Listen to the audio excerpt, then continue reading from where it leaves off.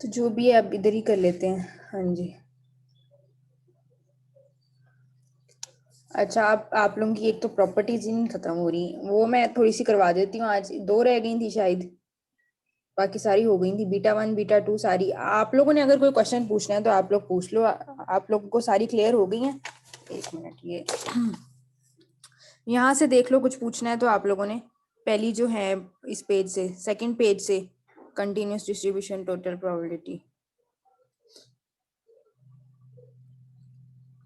और यहाँ पे अब पहली पीडीएफ का भी पता चल गया है आप लोगों को, उसकी रेंज क्या होती है उसका भी पता चल गया है कि रेंज जो है -इन्फिनिटी से +इन्फिनिटी तक। क्योंकि वो आप लोगों को बताया था ना कि जो कर्व होता है, पेज नंबर 2, जो आप लोगों का कर्व होता है वो एसिम्प्टोटिक टू एक्स एक्सिस होता है। यानी कि ये जो आप लोगों की जो ये चीज़ है ना, ये एक्स एक्सिस के अप्रोच तो करेगी लेकिन कभी भी उसको टच नहीं करेगी। इसका मतलब ये होता है। इसी तरह से इस साइड पे भी आपकी इसको कभी टच नहीं करेगी। तो इस वजह से हम कहते हैं कि इसकी रेंज जो है वो दोनों साइड से, एक मिनट,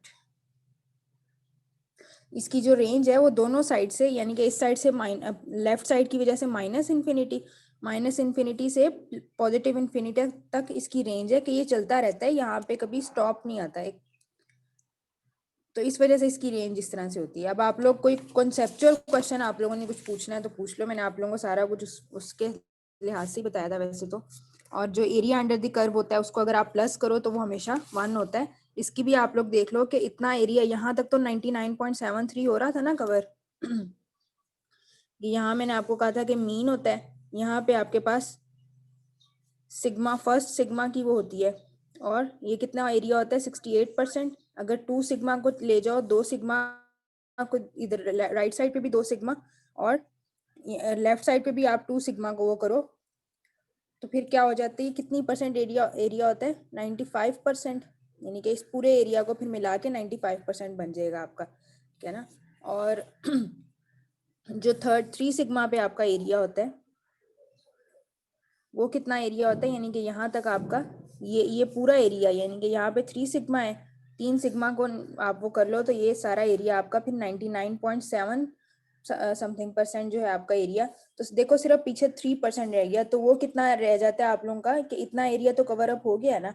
तो ये जो एरिया जो आप लोगों का चलता रहता है ना वो, और जो ये थोड़ा सा एरिया, ये जो जगह है, ये आपकी मिला के जो 100% हो जाता है। और वही बात है ना, कर्व तो कभी खत्म नहीं होनी। ये अगर यहाँ पे होगा 90, इतना एरिया जो होगा वो एक जगह पे 99.9% चलते चलते 99.9999% चल, मतलब कर्व चलती रहेगी और एरिया आपका उसमें इंक्रीज होता जाएगा। तो टोटल एरिया हम इमेजिन कर लेते हैं कि 100% ही होता है ऑब्वियसली, क्योंकि कर्व तो कभी खत्म हो नहीं रही है। लेकिन हमें ये तो पता है ना कि ओवरऑल जो है एरिया कवरेज कितनी है, तो 100% होती है। यानी कि जिस दूसरे उसमें वर्ड्स में हम कह देते हैं कि सारी प्रोबेबिलिटी, यानी प्रोपोर्शन की लैंग्वेज में हम 1 कहते हैं और परसेंटेज की लैंग्वेज में 100% होता है ना। प्रोपोर्शन और ये आपको प्रोबेबिलिटी में ये फर्क आप लोगों को पता है ना इस बात का कि प्रोबेबिलिटी क्या होती है। चलो मैं थोड़ा सा बता भी देती हूँ, प्रोबेबिलिटी और प्रोपोर्शन में क्या फर्क है। आमतौर पे हम इसको इकट्ठा ही यूज कर लेते हैं। प्रोबेबिलिटी कहीं पर परसेंटेजेस में, वो प्रोपोर्शन में बात करनी हो तो हम उस तरह से, यानी कि प्रोबेबिलिटी नॉर्मली हम उसमें ही कवर अप करते हैं, प्रोपोर्शन में इसको कह देते हैं। लेकिन क्या होता है कि आपके पास प्रोबेबिलिटी जो होती है ना वो रैंडम वेरिएबल के लिए होती है, जिस वेरिएबल को हम ऑब्जर्व नहीं कर सकते प्रॉपरली। और प्रोपोर्शन क्या होता है, ऑब्जर्व वेरिएबल, है ना। ये फर्क है इसका थोड़ा सा। और परसेंटेज किसके लिए होती है, वो जस्ट आप अगर इसी चीज को, प्रोपोर्शन को आप परसेंटेज में डिफाइन कर दो तो वो आपकी वो हो जाती है। अच्छा, आप लोग अब देख लो कि total area under the curve भी पता चल गया। और ये प्रॉपर्टीज मैं आप लोगों को इस वजह से बार बार स्पोक कर रही हूँ कि आप लोगों के कितने सारे क्वेश्चंस जो हैं वो इससे वो आने, इंक्लूड होने हैं, शॉर्ट क्वेश्चंस सेंडऑफ्स में भी और उसके बाद भी। मीन मीडियन मॉड का भी बता दिया था, क्वार्टाइल्स का भी, point of inflection, point of inflection. अच्छा देख लो, ये आप लोगों को मैंने उसमें भी क्वेश्चन दिया हुआ था। तो आप लोगों ने क्या किया हुआ था कि x इज इक्वल्स टू, मैंने कहा है म्यू प्लस माइनस सिग्मा। अब निकालना तो मैंने बता दिया बेसिकली। पॉइंट ऑफ इन्फ्लेक्शन भी अब आप लोगों को कर्व पता चल गई है तो कर्व से ही फिर बता देती हूँ। पॉइंट ऑफ इन्फ्लेक्शन, अब आप लोगों को मैंने कहा था ना कि ये आप लोगों का म्यू होता है। अटेंडेंस यहाँ नहीं लगानी है, आप लोग देखते भी हो बात को। ये जो जो अटेंडेंस लगा रहे हैं ना, मैंने इनकी वैसे ही कट कर देनी है। इतनी डिस्टरबेंस क्रिएट करते हो किसी को इम्तिहान में। उसने मैसेज भी किया, फिर भी उसके बाद आप लोग बस लगे होते हो अटेंडेंस के, आते ही अटेंडेंस के लिए, मकसद ही जिंदगी का यही है बस। आप लोगों के दरमियान में क्या होता है, आप लोगों का म्यू होता है और इस साइड पे आप लोगों का सिग्मा, ये भी आप लोगों का फर्स्ट सिग्मा है ना, एक स्टैंडर्ड डेविएशन अवे, फिर यहाँ पे आपके 2 स्टैंडर्ड डेविएशन अवे होता है, फिर यहाँ पे 3, और इस तरह से ये लेफ्ट साइड पे भी सो ऑन, ये आप लोगों के होते हैं। तो हम लोग कहते हैं कि हमारा जो पॉइंट ऑफ इन्फ्लेक्शन है वो दोनों साइड से, एक सेकेंड,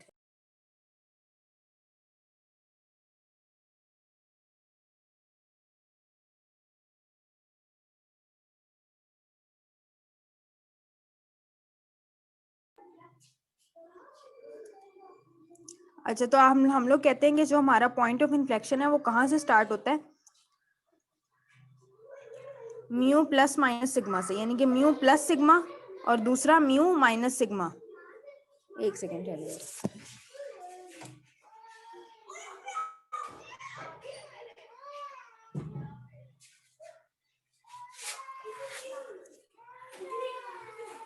शोर मत करो बच्चों, शोर क्यों कर रहे हो, शोर ना करो।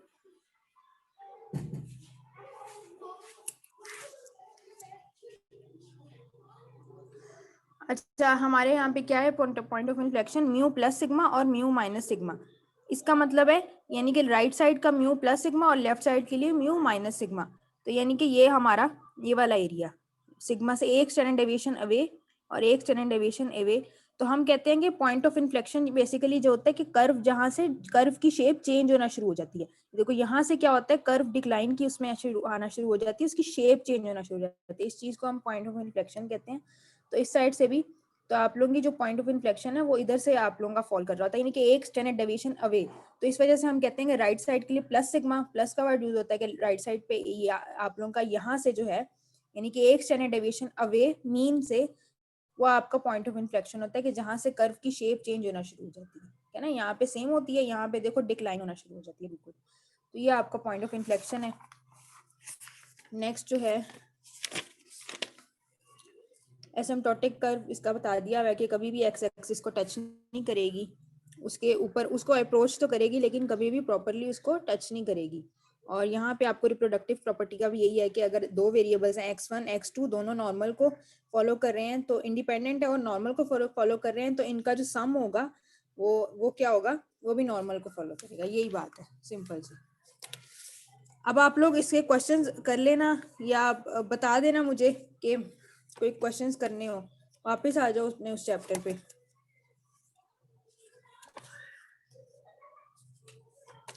Chapter number 13।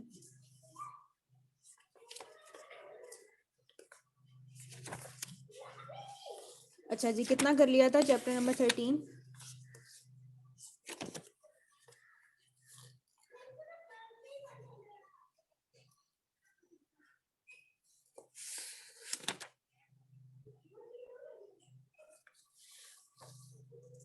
चैप्टर नंबर 13 हम लोगों ने 1 सैंपल 2 सैंपल स्टार्ट कर दिया था या नहीं? ये कोई बच्चा बता दे जरा। मैम पॉपुलेशन प्रोपोर्शन कर रहे थे हम। प्रोपोर्शन कर रहे थे, पेज नंबर 1 मिनट। अच्छा ये टी का 1 सैंपल टी कर लिया था?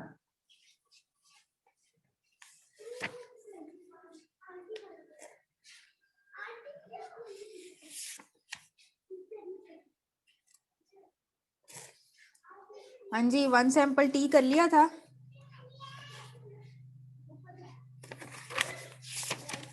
यस यस मैम, वो हो गया था। हो गया था। आप लोग बता दो ना किधर से स्टार्ट करना है, क्योंकि यही हाइपोथेसिस टेस्टिंग जो है वो बीएस की भी है, तो मुझे बिल्कुल याद नहीं है कि आप लोगों को लास्ट टाइम।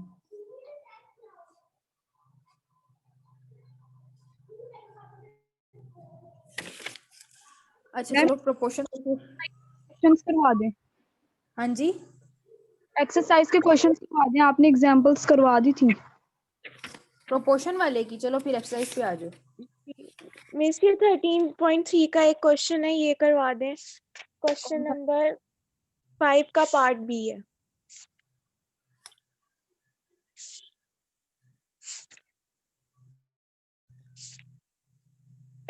इसमें कुछ मुश्किल तो नहीं है। उन्होंने क्या कहा है, उन्होंने इक्वल का पूछा है, तो हम लोगों ने दूसरी इसकी क्या वो फॉर्म होगी नॉट इक्वल की। अच्छा हमारे पास क्या है, 52 बॉयज हैं, ये इसी की बात कर रही हो ना, 13 पॉइंट है ना। हाँ ये। हमारे पास बॉयज कितने हैं 52 और गर्ल्स कितनी है 46, यानी कि टोटल जो है वो 98 बर्ड्स हैं। तो आगे देखो आप लोग, एक मिनट ठहरो।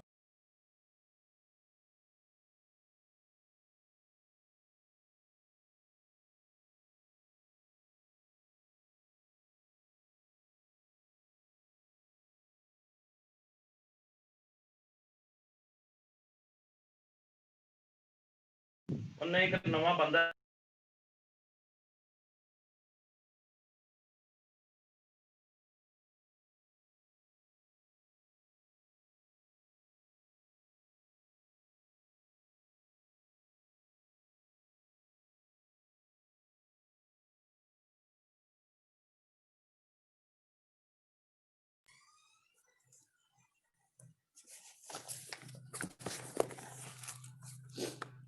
अच्छा जी, यहाँ पे अब देखो डिस्टरबेंस आज बहुत है। अच्छा 52 बॉयज हैं, गर्ल्स जो हैं हमारे पास 46 हैं। अच्छा इसमें हाइपोथेसिस की समझनी है या किस बात की समझनी है, आसान तो बहुत है। उन्होंने पूछा है कि इक्वल का हमने बताना है कि इक्वल कितने हैं। अच्छा अब आप इक्वल के लिए उन्होंने क्या यूज किया है, अच्छा आप उसके लिए वो होगी, हमने ना प्रोपोर्शन में, अच्छा आप ये देखो कि हम जब प्रोबेबिलिटी की बात करते हैं या प्रोपोर्शन की बात करते हैं, उन्होंने जो यूज किया है वो प्रोपोर्शन के लिए 0.5 का वर्ड यूज किया है। आप मेरे ख्याल से इस चीज से वही होगी। अब उन्होंने वो 0.5 किस वजह से किया है, 1/2 की वजह से, ठीक है ना। हम प्रोपोर्शन में किस चीज की बात करते हैं, हम प्रोपोर्शन में जिस तरह से आप लोग देखो कि हमारे पास, या प्रोबेबिलिटी की भी बात कर लो, तो हमारे पास क्या होता है जब हेड टेल की बात करते हैं, यहाँ हेड टेल की एग्जांपल से ले लो, तो हमारे पास क्या होता है, दो आउटकम्स होते हैं ना, टोटल दो हैं, और उनमें से हम कहते हैं या हेड आ सकता है या टेल आ सकता है, दोनों की प्रोबेबिलिटी 1/2 होती है हमेशा, है ना, इस बात का पता है ना। तो इसी तरह से जब जेंडर की बात होती है ना, तो हम लोग यही कहते हैं कि गर्ल्स और बॉयज है ना, तो हम लोग दो हैं, तो ये हम क्या कहेंगे कि दोनों की प्रोबेबिलिटी आने के, दोनों के चांसेस कितने हैं 1/2 ही है, 2 में से एक चांस है, यानी कि 5% है। तो इस वजह से उन्होंने, क्योंकि उन्होंने यहाँ पे कुछ नहीं पूछा हुआ कि गर्ल्स की पूछी होती तो फिर हम लोग कर लेते, बॉयज की भी उन्होंने बस ये पूछा हुआ कि इक्वल है या नहीं है ना। तो इक्वल तभी होंगे ना जब दोनों की प्रोबेबिलिटी क्या होगी, हाफ, ये 1/2 होगी, कि दो में से हर एक के आने के कितने चांसेस है 50%, यानी कि 50% चांस है कि गर्ल्स की और बॉयज के भी 50% ही चांस है। तो ये बात है, ठीक है, इस चीज से क्लियर हुआ आपको। इसी तरह से इवन के अक्सर ये भी होता है कि आपसे पूछते हैं कि प्लस की प्रोबेबिलिटी बताओ, ठीक है ना। अब आप लोग कंफ्यूज हो जाओगे प्लस की प्रोबेबिलिटी किस तरह से होगी, तो वो भी प्लस और माइनस, चूंकि दो साइन है, मतलब एक जैसे दो साइन है, मल्टीप्लाई डिवाइड क्या हो जाते हैं, डिफरेंट उसमें आ जाते हैं, तो फिर इसकी प्रोबेबिलिटी भी दोनों की ये होगी, और माइनस की प्रोबेबिलिटी क्या होगी 1/2। तो ये जो थोड़े से ऑब्वियस इवेंट्स इनको कहते हैं, कि जिसमें हमें पहले से पता होता है कि दोनों के चांसेस जो हैं, दो दो ही आउटकम्स हैं, इनको, इन ट्रायल्स को बर्नौली ट्रायल्स भी कहते हैं, नाम सुना होगा आप लोगों ने फर्स्ट ईयर में, कि जिसके क्या होते हैं, हमेशा दो आउटकम्स होते हैं, उनको हम क्या कहते हैं, बर्नौली ट्रायल्स कहते हैं। तो इस वजह से उन्होंने जब प्रोपोर्शन पूछी है तो इसी चीज की, तो हम लोग, उन्होंने बस इक्वालिटी पूछी हुई है कि इक्वल होने के कितने इनके चांसेस हैं, तो वो क्या है, तभी होंगे जब हमारे पास दोनों के चांसेस 50% हो, जो कि क्या होता है 1/2, या फिर प्रोपोर्शन की लैंग्वेज में 0.5, ठीक है। अब कर लोगे इसको, और नॉट इक्वल में क्या आ जाएगा 0.5, क्या ना। बाकी आप लोग देख लेना क्या बात, जो भी वो देखिए उन्होंने कहा हुआ है उसका, या आप लोग की प्रोपोर्शन की वो है। मैंने कर लिया था इसमें, जो जहाँ टेस्ट स्टैटिस्टिक करना था ना कैलकुलेट, वो नहीं हुआ मुझसे। मतलब इसमें प्रोपोर्शन कैसे निकलेगी जो पॉपुलेशन की है। आप किसी एक की निकाल सकती हो, ठीक है ना। आप एक सेकेंड उसको जरा लिख के वो देख मिस लेते नहीं हैं, हो रहा था ना, मैंने दोनों की करके देखा, डिफरेंट आंसर आ रहा था। दोनों की करके डिफरेंट आंसर आ रहा है। जी अच्छा एक मिनट, मैं कैलकुलेटर निकालती हूँ, एक मिनट मैं इसको करके ना बताती हूँ।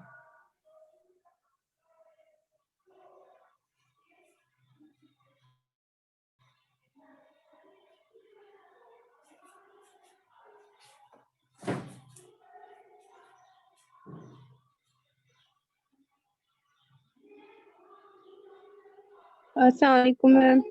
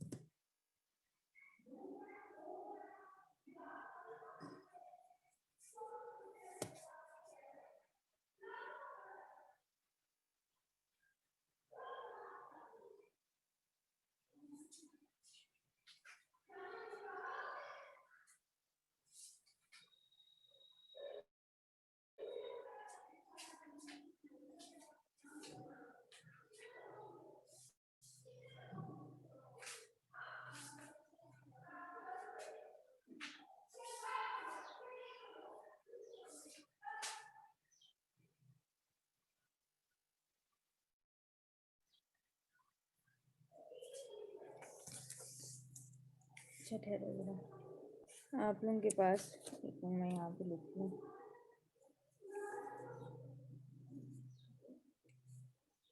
एक्स अगर हम 52 बॉयज़ है ना, 52 को कह दो तो फिर क्या हो जाता है हमारे पास 52 0.531 आएगा। 0.531, हाँ जी। 52 के साथ अगर हम करते हैं तो हम लोग किसी एक को कर लेते हैं ना, यही मैंने कहा है ना। अभी तक एडमिट हो रहे हैं ये कौन से बच्चे हैं, और हमारे पास क्या आ जाता है 0.531। तो अगर हम इसी के साथ हम ट्राई कर लेते हैं, जी स्टैटिस्टिक्स आपके पास क्या बनती है, P माइनस और यहाँ पे एक मिनट पी क्यू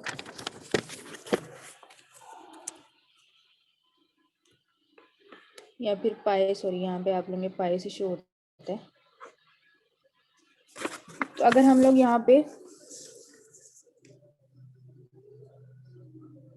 किसकी लीव, एक सेकेंड, आप लोग लीव के मैसेज बेशक ग्रुप में कर दिया करो, या अगर ग्रुप ऑफ है तो मैसेज कर दिया करो। यहाँ पे मैं चैट बिल्कुल नहीं पढ़ती आप लोगों की, जो आप लोग सारा कुछ देख रहे हो कर रहे होते हो ना। अच्छा आप लोग इसको इस कर दो पुट 0.531 के साथ करके देखो, यानी कि हम लोग किसी एक की ले लेते हैं ना तो हमारा दूसरे का ऑटोमेटिकली आंसर निकल आएगा। तो अभी हम बॉयज के साथ ही करके देख रहे हैं 0.531 ये में 0.614 आएगा पूरा करके 0.614। जी। तो आंसर क्यों नहीं आ रहा, जी की वैल्यू यहाँ पे क्या दी हुई है उन्होंने 0.594, और गर्ल्स के साथ करने से क्या आ रहा है, इस तब भी नहीं आया था, अभी मैंने वो आ क्या रहा है, एक मिनट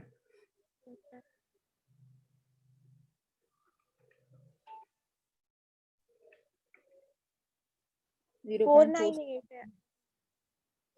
498 सारा करने से।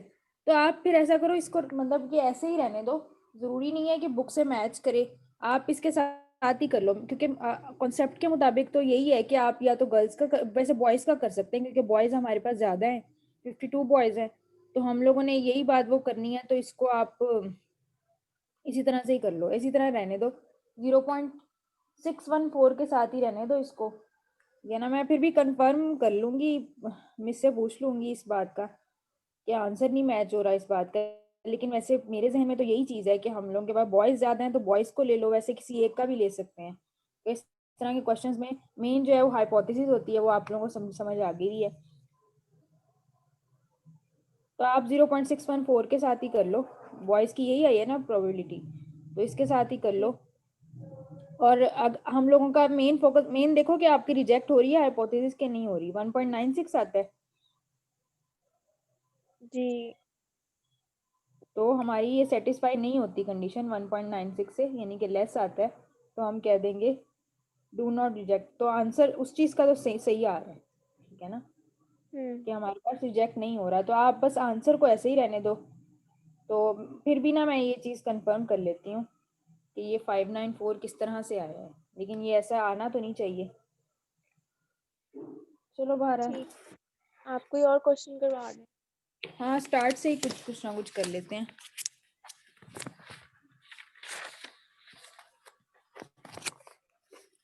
अच्छा जी, आप लोग देखो, हाँ ये स्टार्टिंग में तो वही क्वेश्चन देंगे, सारा कुछ आप लोगों को दिया हुआ है, एन दिया हुआ है, एक्स दिया हुआ है, number of x over n यहाँ से फाइंड करोगे, प्रोबेबिलिटी दी हुई है, लेवल सिग्निफिकेंस है, सारा कुछ आप लोगों को दिया हुआ है।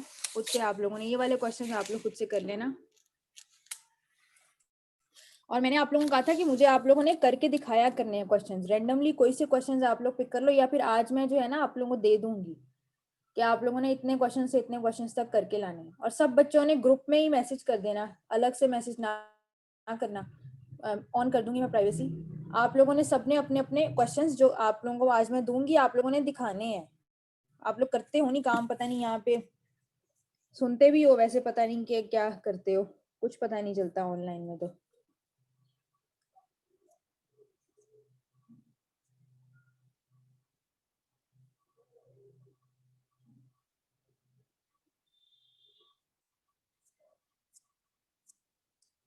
अच्छा जी, यहाँ से ले लो पहला क्वेश्चन आप लोगों के पास क्या है, a basketball player was hit on 60%। मैंने कोई क्वेश्चंस करवाए भी थे कि नहीं करवाए थे? चलो करवा देती हूँ ये वाला। हमारे पास क्या क्या कहा है उन्होंने, a basketball player has hit on 60% of his shots from the floor, यानी कि बास्केटबॉल प्लेयर है और 60% शॉट्स उसके हिट हो जाते हैं, यानी कि उसके 60% उसकी सक्सेस रेट बताई हुई है कि इतने वो ऑलरेडी जितने टाइम्स वो उसमें फेंकता है तो उसके जो है ना उसमें चले जाते हैं, गोल में उसके एंटर हो जाती है बास्केटबॉल। तो यानी 60% उसका सक्सेस रेट बताया हुआ है कि 100% में से 60% वो टाइम्स वो कामयाब हो जाता है। और उसके बाद उन्होंने क्या कहा है, इफ ऑन द नेक्स्ट, एक सेकंड याद, if on the next 100 shots he makes 75 baskets would you say that his shooting has improved. Improvement का पूछा हुआ है कि यानी कि अगर नेक्स्ट 100 शॉट्स फेंकते वक्त वो क्या बनाता है 70 बास्केट, 70 टाइम्स उसकी सक्सेस हो जाती है 100 में से। पहले उन्होंने खाली प्रोपोर्शन बताई हुई है कि नॉर्मल जो उसका सक्सेस रेट क्या है वो 60% है, और वैसे उन्होंने कहा है कि उसके बाद जब 100 टाइम्स वो नेक्स्ट शॉट फेंकता है तो 70 टाइम्स उसकी सक्सेस होती है। तो अब हमने बताना है कि उसकी शूटिंग जो है इम्प्रूव हुई है या नहीं हुई। तो यानी कि आप लोगों के पास हाइपोथेसिस क्या होगी, क्योंकि हमारे पास उन्होंने इम्प्रूवमेंट का पूछा है तो अल्टरनेटिव में लिखते हैं, तो हम कहते हैं कि प्रोपोर्शन जो है वो उसकी 60% से इम्प्रूव हुई है। और इसके ये क्या होगा, ऑपोजिट हो गया फर्स्ट पार्ट। ये सेकंड पार्ट उन्होंने लेवल ऑफ सिग्निफिकेंस दिया हुआ है 0.05। थर्ड स्टेप में टेस्ट स्टैटिस्टिक आप लोगों की क्या है, P माइनस प्रोपोर्शन, और ये आप लोगों के पास टेस्ट स्टैटिस्टिक है। फोर्थ में आप कैलकुलेशन इसकी, अब P आप लोगों के पास क्या है, x/n होता है। अब यहाँ पे उन्होंने सक्सेस रेट, ये तो उन्होंने वैसे क्लेम में 60% कहा हुआ है ना कि क्लेम इतना है कि इम्प्रूवमेंट इससे हुई है नहीं हुई। वैसे आपको डाटा क्या दिया हुआ है, x/n 70 टाइम्स उसकी सक्सेस होती है 100 में से, है ना। तो ये आपके पास P है, तो इसको पुट करो आप लोग 70/100, प्रोपोर्शन आप लोगों की आगे इसको 7 भी कर सकते हो, माइनस प्रोपोर्शन आपकी 0.6, 1 माइनस 0.6/n। इसको सॉल्व करो क्या आता है,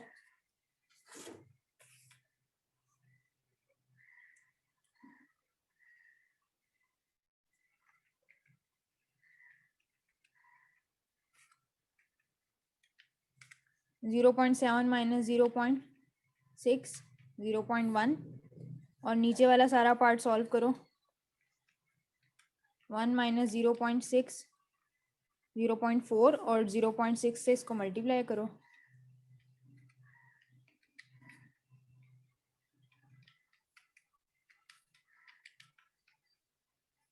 0.24 और n हमारे पास क्या है 100। क्या आंसर आता है इसका टोटल?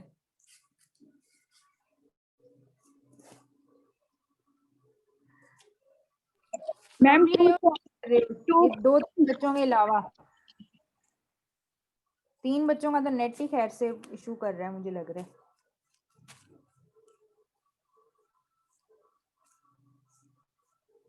मैम 2.0412।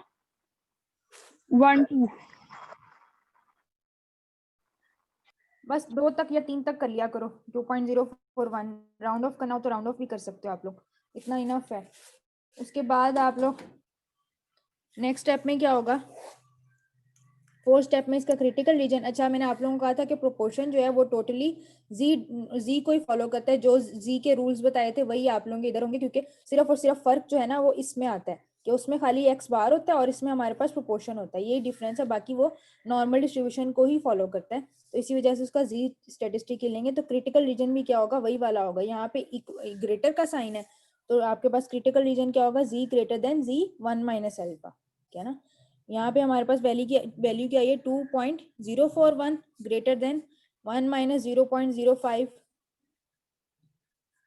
क्या आएगी 0.95। 0.95 को आप लोग टेबल में देखो, उसके अगेंस्ट प्रोबेबिलिटी क्या आती है, देखना आता है ना टेबल में। पेज नंबर 297 पे जो आप लोगों का टेबल है उसमें आप लोगों ने देखना है 0.95 के अगेंस्ट प्रोबेबिलिटी आप लोग यहाँ पर देखो क्या आप लोगों के पास आ रही है,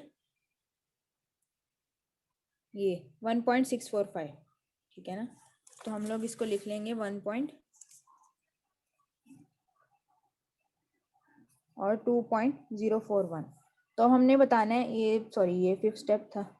6th स्टेप में कि हम लोगों की ये कंडीशन सेटिस्फाई हो रही है या नहीं हो रही। तो हम कहते हैं यहाँ पे कंडीशन सेटिस्फाई हो रही है, 2.041 जो है वो ग्रेटर ही है हमारी क्रिटिकल वैल्यू से, यानी कि हमारी स्टेबल वैल्यू में लाई नहीं कर रहा।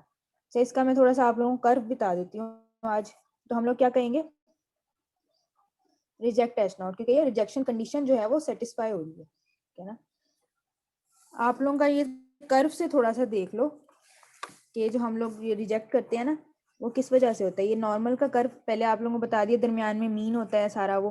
तो अब हमने यहाँ पे निकालना है कि 0 पॉइंट यानी कि अल्फा को लोकेट करना है। बेसिकली अल्फा क्या होता है आप लोगों का, हम लोग अल्फा को देखते हैं ना। आपकी आवाज बहुत कट रही है। सबको कट के आ रही है या सिर्फ? मैम हमें तो सही आ रही है। यही हर क्लास में ये इशू होता है, किसी ना किसी बच्चे का आवाज कट कट के आ रही होती है। अच्छा आज ना इनसे ना सादिया इनसे लिंक शेयर कर देना या मैं सेंड कर दूंगी इनको। वहां पे आप लोगों के सारे लेक्चर्स पड़े हुए हैं, अगर किसी ने दोबारा कोई लेक्चर लेना हो उसका लिंक सेंड कर दूंगी आज, कि वहां से आप लोग रिपीट में कुछ भी सुन सकते हो। जिनको आवाज आ रही होती है, जिनको समझ नहीं आ रही तो दोबारा उसको सुन सकते हैं आप लोग। अच्छा हम लोगों ने क्या करना होता है, बेसिकली अल्फा को लोकेट करना होता है, ठीक है ना। अल्फा को लोकेट करते हो, हमारे पास अल्फा क्या है 5% है, और अल्फा क्या होता है टाइप 1 एरर, ठीक है ना। टाइप 1 एरर होता है, और इसका मैंने आप लोगों को बताया था कि टाइप 1 एरर क्या होता है, प्रोबेबिलिटी होती है रिजेक्ट एच नॉट जबकि वो ट्रू था। यानी कि ये जो 5% होता है ना, ये क्या होता है हमारे पास टॉलरेंस लेवल भी इसको कह सकते हो, कि हमारे पास एरर को बर्दाश्त करने के कितने % चांसेस हम पहले से रखते हैं, है ना। हम लोगों ने गलत डिसीजन है ना ये, कि हमने रिजेक्ट कर दिया एच नॉट को, जबकि एच नॉट हमारे पास क्या था ट्रू था। तो ये आप लोग कहते हो कि इस इतने % यानी कि हम लोग एच नॉट ट्रू हो और हम उसको रिजेक्ट कर दें, इस चीज के चांसेस कितने हम लोग रखेंगे, खुद से रख लेते हैं 5%, है ना। और अक्सर जब हमारे पास सीरियस इश्यूज होते हैं, फॉर एग्जांपल मेडिकल की फील्ड होती है, तो हम 1% रखते हैं कि सिर्फ एरर बर्दाश्त। 1% भी ज्यादा है मेडिकल फील्ड के लिए, तो कि ऑब्वियसली जान का मामला होता है, तो हम लोग क्या कर देते हैं, लेकिन फिर भी 1% सब बहुत मिनिमम सा एरर की गुंजाइश रख देते हैं कि 1% चांसेस है कि हम लोग 1% पे उसको रिजेक्ट कर देंगे, ठीक है ना। बड़ा स्ट्रिक्ट सा रूल बना देते हैं कि 1% पे रिजेक्ट करें, वो 1% से ज्यादा यानी कि अगर हो तो फिर हम लोग सिर्फ एक्सेप्ट करेंगे, अदरवाइज हम इसको रिजेक्ट कर देंगे, है ना। तो 5% बेसिकली आपने इसमें क्रिटिकल जो रीजन होता है ना उसमें लोकेट करना होता है। क्या लोकेट करना होता है कि एरर की गुंजाइश, यानी कि टाइप 1 एरर बेसिकली लोकेट करते हो। इस वजह से हम क्रिटिकल रीजन में भी अल्फा को यूज करते हैं, जो कि आप लोगों का H0 के लिए होता है। अब मैंने आप लोगों को ये बताया था कि H1 जो होता है वो आप लोगों का नया क्लेम होता है, जो आप लोगों ने न्यू क्लेम टेस्ट करते हो ना आप लोग, ठीक है ना। और H0 क्या होता है, आप लोगों का स्टेटस को होता है। इसका मतलब होता है कि जो बात आप लोगों की पहले से चल रही होती है, नॉर्मल बात, ठीक है ना, या टिपिकल बात कह लो इसको, कि जो ऑलरेडी क्लेम शुदा बात होती है, जिसका पता होता है, जो कॉमन सेंस होती है एक किस्म की, इसको कह लो, है ना। और जबकि H1 क्या होता है, एक नया क्लेम टेस्ट करने जा रहे होते हैं, है ना। लेकिन डिसीजन हम लोग, यानी ये न्यू क्लेम होता है, लेकिन डिसीजन हम किसकी बेस पे बनाते हैं, H0 की बेस पे, क्योंकि H0 तो ऑलरेडी क्लेम बात है ना, या कॉमन सेंस वाली बात है। तो वो तो हमारे पास, हमने न्यू क्लेम ऐसे ही तो नहीं वो कर लेना, हम लोग H0 को देखते हैं कि H0 हम उसको अपने माइंड में रखते हैं कि H0 तो सही है ही, क्योंकि वो टिपिकल बात है। H1 आप लोगों का ट्रू है कि नहीं, तो ये सारी आप लोग उस चीज से चेक करते हो। तो इसी वजह से हम लोग अल्फा में भी ये टाइप 1 एरर जो है वो, सॉरी, लेवल ऑफ सिग्निफिकेंस भी जो है ना, वो क्रिटिकल वैल्यू वो अल्फा की बेस पे करते हैं कि वो H0 के लिए होता है। कि H0 आप लोगों का, क्योंकि नॉर्मल बात को हम लोगों ने रिजेक्ट करना है, या हम लोगों ने जब H1 को एक्सेप्ट करना है, तो ऑब्वियसली तब एक्सेप्ट करना है ना जब H0 को हम रिजेक्ट करें, यानी कि हम लोग कहेंगे जो टिपिकल बात है इससे हटके नया क्लेम ज्यादा अच्छा है, इसको फॉलो करो, ठीक है ना। तो ये चीज होती है आप लोगों की। इस वजह से आप लोग 5 जो होता है ना टाइप 1 एरर, वो अल्फा का रखते हो, और H0 की रिजेक्शन को आप लोग यूज करते हो। इसी वजह से अब फॉर एग्जांपल आप लोगों का क्या है, 1.645, यहाँ पे 0 कह दो, तो यहाँ पे 1 है, तो तकरीबन ये 1.645 है ना आपका, तो ये यहाँ पे आप लोगों का। तो इसका मतलब है कि अगर हमारी वैल्यू यहाँ पे लाई कर जाएगी ना, ठीक है ना, हमारी जो कैलकुलेटेड वैल्यू है वो इस रीजन में लाई कर जाएगी, तो हम रिजेक्ट कर देंगे, ठीक है ना, क्योंकि ये हमारा कौन सा रीजन है, रिजेक्शन रीजन है, ठीक है ना। 1.645 ये आप लोगों का बनता है, ये आप लोगों का रिजेक्शन रीजन है, कि यहाँ पे अगर आप लोगों की वैल्यू लाई कर गई तो हम लोग रिजेक्ट कर देंगे कि नहीं भाई, हमारी जो है कैलकुलेशन, जो एविडेंस हमारा इतना अच्छा नहीं है कि हम जो है H0 को रिजेक्ट कर दें। जो टिपिकल बात है, यानी जो नॉर्मल जब बात अब तक चलती आ रही है, कॉमन सेंस वाली बात, हम उसको रिजेक्ट करके एक नया क्लेम एक्सेप्ट कर लें, तो हमारा एविडेंस इतना स्ट्रांग नहीं है। जहां एविडेंस स्ट्रांग हो सिर्फ वहां पे हम वो यूज करते हैं। तो अब देखो 2.041 आई है, वो किधर लाई करेगी, वो आप लोग यहाँ पर लाई नहीं करेगी। 2.041 रिजेक्शन रीजन से बड़ी है, अगर यहाँ पे छोटी वैल्यू होती वो इसमें लाई करती ना, है ना। तो इस वजह से हम कहते हैं कि 2.041 उसमें लाई, सॉरी गलत बता दिए, 2.041 इसमें, 2.041 कहाँ पे लाई करती है, ये 2 है ना, तो ये आप लोगों की यहाँ पे, तो ये आप लोगों की उसमें शामिल हो रही है, इस वजह से हम रिजेक्ट कर देते हैं इसको, ठीक है ना। आप लोगों ने देखो ना 1 यहाँ पे होता है, 2 यहाँ पे होता है आप लोगों का, तो हमारी वैल्यू क्या है, 2.041 इसमें लाई कर रही है, ठीक है ना। तो रिजेक्शन रीजन अगर यहाँ पे कहीं पे होता 0 पॉइंट कुछ वैल्यू होती या माइनस में होती, तो हम कहते हैं कि वो तो ये तो सारा ये वाला रीजन कौन सा रीजन है, एक्सेप्टेंस रीजन, फिर हम या फिर उसको कहते हैं डू नॉट रिजेक्ट का रीजन, ठीक है ना। तो हम लोग क्या है, इस वजह से हम इसको रिजेक्ट कर देते हैं कर्व से। होपफुली समझ आ गई होगी, टाइम खत्म होने वाला है, मैं आप लोगों की स्क्रीनशॉट्स ले लेती हूँ, और अगर समझ